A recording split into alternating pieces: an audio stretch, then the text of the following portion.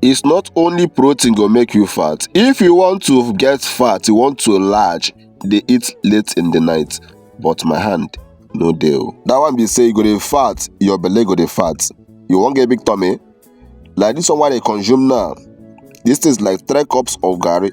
I dey consume am once, me I no even send. You know say no matter my own be say, no matter anything wey I chop, I no dey fat.